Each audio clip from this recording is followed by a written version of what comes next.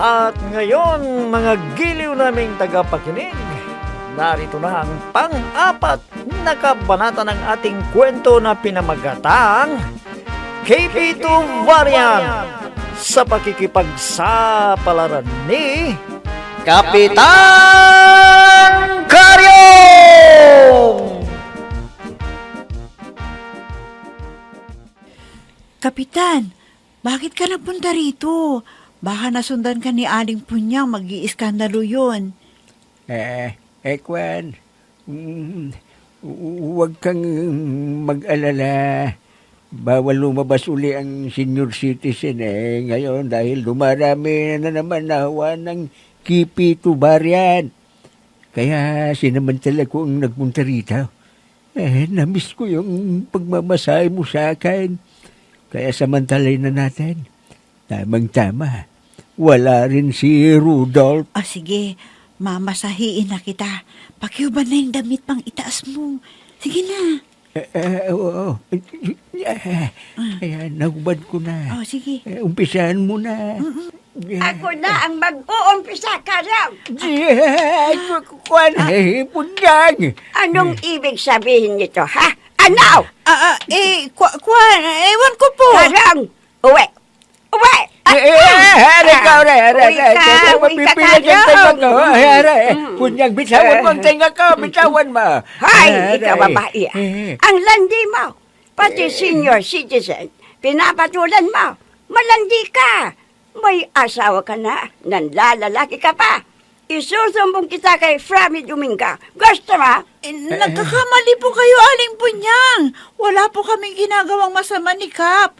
Itinuturing ko pong tatay Huwag ka nang magkaila. Huling-huli ko kayo sakto. Kinausap na kita ng maganda. Pero hindi ka pala makuha sa pag-iusap. Kaya umanda kang babae ka. Babalikan kita. Punyang, parang awa mo na. Bitawan mo na yung tenga ko. Aray.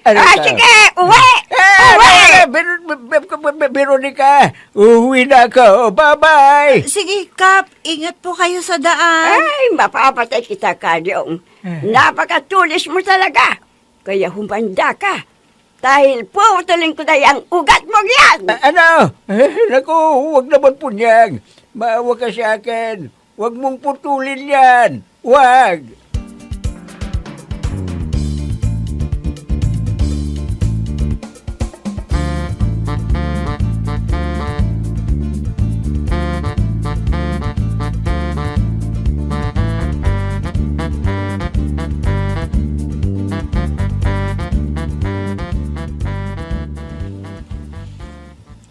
Mga kapatid, kilala niyo ba si Inday na mahilig na pinapaitan ako? Kabit pala siya ng matandang sundalo. Umagang-umaga, nandyan na naman ang mga marites na yan. May bagong issue na naman sila. Ay, Tita Bibang! Naku, delikado na naman ang sitwasyon ngayon dito sa atin, ano? Huwag kayong lalabas-labas. Dahil marami na namang positibo sa KP2 Variant. Alam ko, Darwina. Kaya nga ilang araw na akong hindi lumalabas dito Dahil ayaw kong mahawaan. Gusto ko pang mabuhay ng matagal. Dahil balang araw, magsasama pa kaming dalawa ni Upong. Ay, nako, tita. Si Mang Upong na naman ang naalala nyo. Pinipilit ko siyang iwaglit sa aking isipan. Pero hindi ko kaya, Darwina. Ay, Diyos ko. Basta, wag na kayong lalabas dito, ano? Para tumagal ang buhay ninyo at matutupad pa ang pangarap ninyong makapagsama kayo ni Mang Upong. Sino ba yung Mang Upong na yan? Hindi nyo makalimutan. O siya nga pala, tita. Alis ako. Kung makita nyo sila Pining at Veronica, ipaalala nyo sa kanila yung utang nila, ni Kapitan. Oo. Bakit saan ka ba pupunta? Nako! Nagtanong pa kayo. Pupunta ko sa boilets ko. Ay, nako. Sa munisipyo. Para ayusin ang mga dokumento sa tindahan natin. O sige, bye-bye tito Bye-bye. Ay, Bibang. Bigyan mo nga ako ng serbisa. Yung marka sapatos ng baka. Mukhang may problema ka na naman, Ate Punyang. Ay, oo, Bibang. Sobra na talaga ang kalandian ng babaeng yun. hindi makuha sa magandang usapan. Teka. Sino ba yung babaeng tinutukoy mo, Ate Punyang? Sino yan? Ay, sino pa? Di si Malanding Veronica. Ano? Si Veronica? Oo, Bibang. Yan ang mabigat na problema ko ngayon. Dahil kahit anong gawin ko, hindi ko sila mapigilan. Ito naman kasing si Rodolph, napakatanga. Wala silang pinag-iba ni Roy. Bakit mo naman nasabing napakatanga ni Rudolph? Paano naman kasi? Ilang beses na niyang nakita ang asawa ko at asawa niya na nagyayakapan at naghahalikan. Di ayaw pang maniwala na may relasyon sila. Napakatanga talaga. Ano? Lantaran na! Ayaw pa rin maniwala. Ay, Bakit? Magaling kasi itong si Veronica na mag-alibay. Sinabi niyang nagtuturingan lang silang mag-ama. Tanga talaga siya.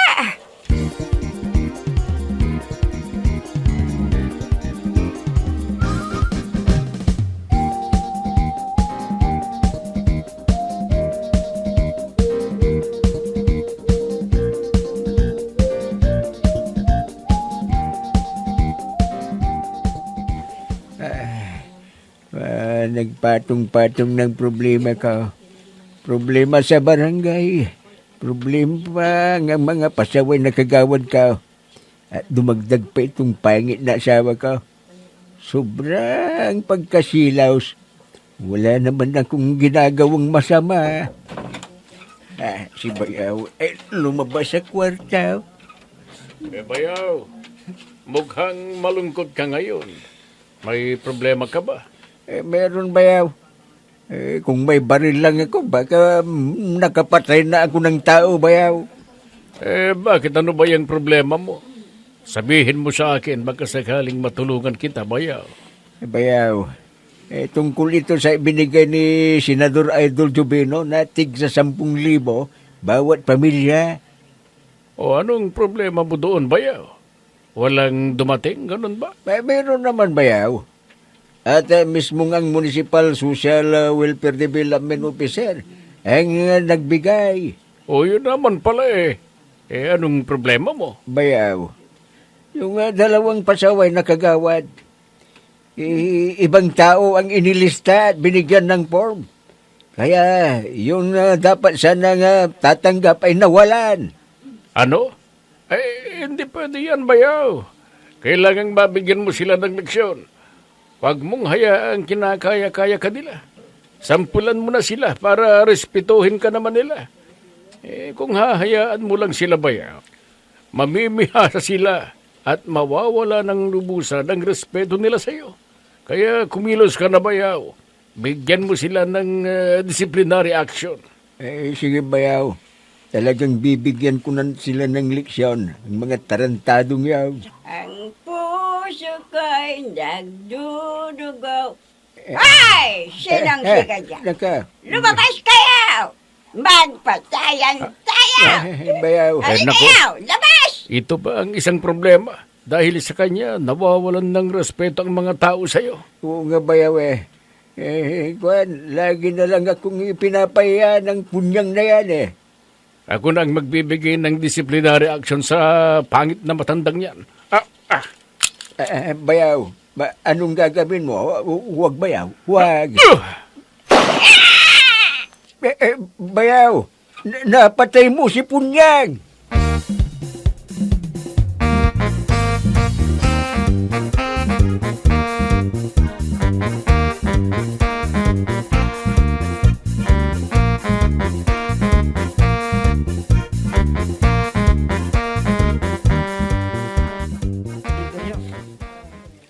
Pare Asyo, nga si Kapitan nandyan na.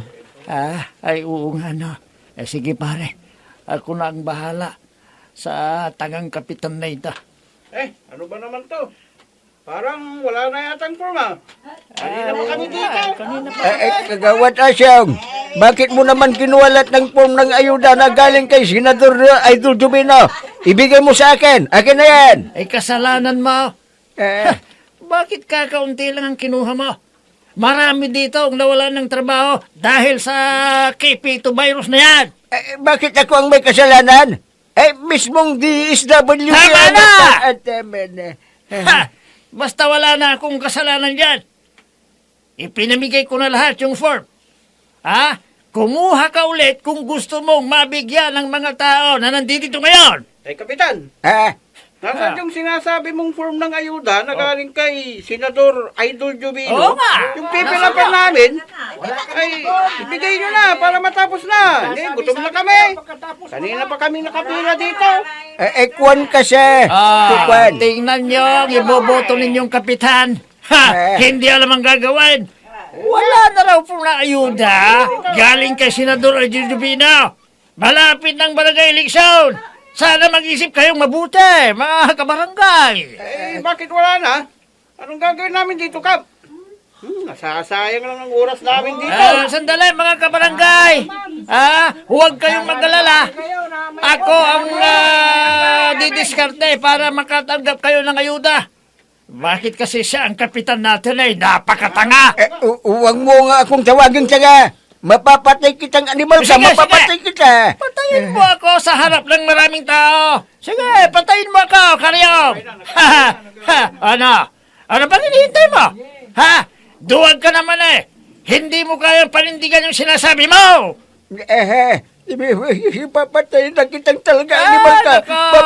Patayin mo na kung gusto mo. Aray ka, ang dibdib ka. Hindi ako makainga. Si Kapitan! Ay, oo nga. Tatay, tingnan niyo, nangingisay! Patay na! Pare Adam, halika. Umalis na tayo dito. Tatawagan na lang natin yung kilala nating punyarya, si Reggie. Sayang ang porsyento natin, pare. Oo, pare. Sige, Bilisan tayo mo! na.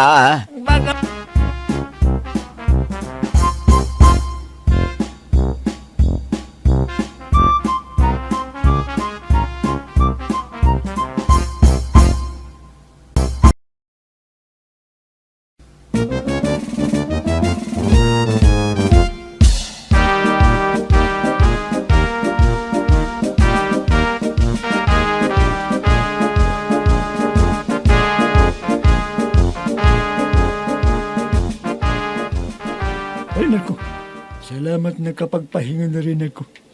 Matutulog na muna ako. Iuunan ko muna yung likod ko para makapagpahinga. Aray ko, ay. Inaantok na ako. Gusto na ng mga mata ko ang matulog. Ayun, dinadalaw na talaga ako ng antok. Matutulog na ako. Ay, Benito! Benito! Ay, binigayos na. Ay, Amring, ano ka ba? Lagi mo na lang akong ginugulat, ha? Visit ka. Ay, Benito, halika. Bumalik na tayo sa barangay hall. Bakit Bilisan tayo mo. babalik sa barangay hall, ha? Hindi pa tapos ang pinapagawa ng kapitan sa atin. Ha? Kailangan daw naman tapos natin na sa araw na itong maikot ang buong barangay ng Hingaluan para ipaalam sa mga tao na mag-iingat dahil may bagong kumakalat na virus, yung KP2 variant. Kumakalat na sa buong bayan ng nangisa yan.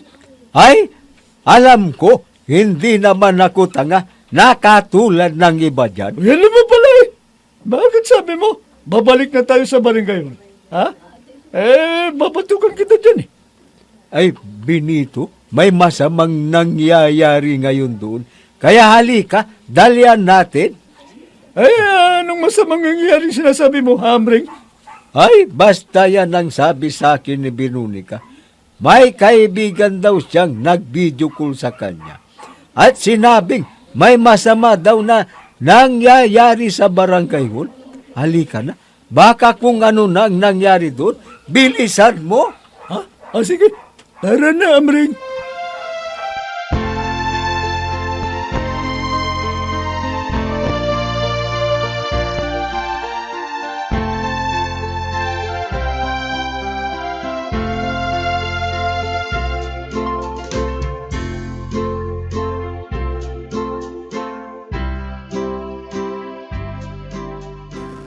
Kawawa naman si Kapitan. Inatake siya sa puso. Naku, Baka mamatay na siya. Ay, tulungan niyo kami. Dalhin natin sa ospital ang asawa ko. Tulungan niyo kami. Buhatin natin. Isayin na natin sa multicab. Hali kayo mga kabarangay. Kawawa naman siya. Ay, hindi pwede ang multicab. Naubusan ng gas. Tapos butas pang 3 gulong. Malas naman ni Kapitan. Baka mamatay na siya kung hindi maisugod ka agad sa ospital. Ay, Diyos ko.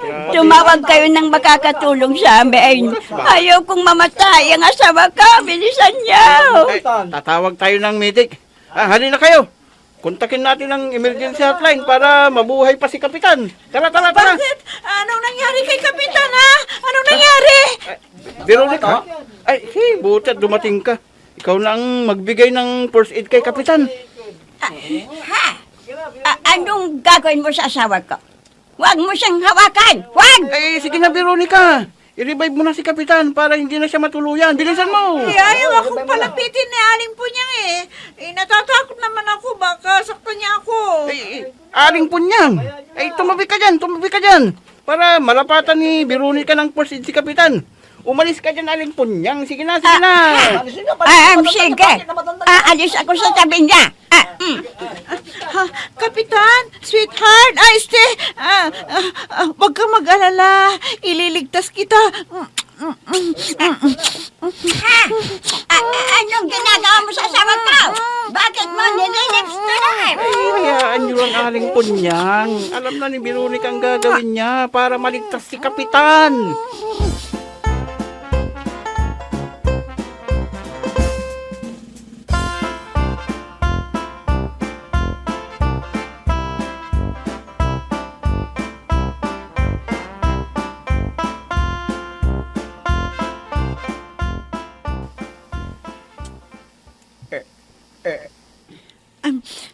Kumusta na ang pakiramdam mo, honey? Kapitan? Veronica, saan ako naroon? At anong nangyari sa akin? Nagkasagutan kayo ni Kagawad Asyok. Tapos inatake ka. Ha? Nagkasagutan? Ganun ba? Oo. Naalala ko na. Nawalan ako ng malay nung nagkakasagutan kami. Veronica, bumalik na ang malay ng asawa ko. Pwede ka nang umalis. Sige na, alis. Ha? Opo, Aling Pangit. Aling Punyang pala. Sige, aalis na ako. Wag. Wag kang aalis, Veronica. Baka atakin na naman ako. Mamamatay na ako. Huwag ka munang umalis. Dito ka lang sa tabi ko. Dito ka Alis lang. ka na, Veronica. Sige na. Ako nang bahala sa kanya. Sige po, alis na po ako. Bye-bye, honey. Bye-bye, Kapitan. Bye-bye. Veronica, huwag mo akong iwan. Huwag kang umalis. Bumalik ka rita. Huwag ka munang umalis. Kailangan kita. Ay, hayaan mo na. Naiinis ako sa babaeng yon. Nakita kong lahat ang ginawa sa'yo. Parang gusto mo. At alam mo ba, gusto ko nang sabunutan kanina. Pabalikin mo si Veronica Punyang. Pabalikin mo Nakaalis siya. na siya. Hayaan mo na. Ako nang bahala sa'yo. Ikaw Punyang. Hindi ako makanga. Mamamatay na ako. Karyong! Karyong! Karyong!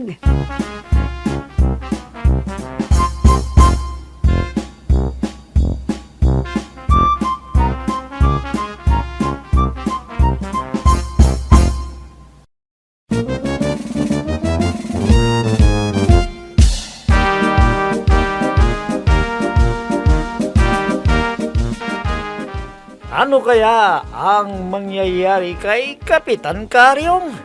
Mga giliw naming tagapakinig, abangan ang susunod na kabanata ng ating kwento na pinamagatang KP2 Variant sa pagkikipagsapalaran ni Kapitan Karyong!